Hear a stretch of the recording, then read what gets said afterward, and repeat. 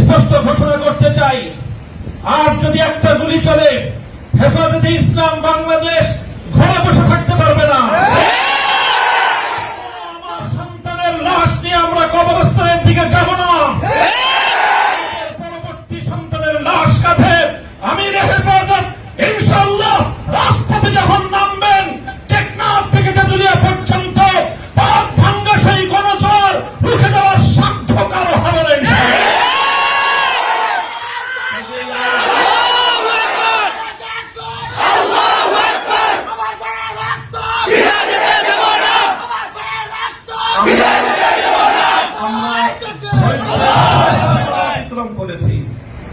পরিস্থিতি এভাবেই যদি চলতে থাকে, আর যদি আমাদের দেশের জনগণের নিরাপত্তার দায়িত্বে নিয়োজিত আইন শৃঙ্খলা রক্ষাকারী বাহিনী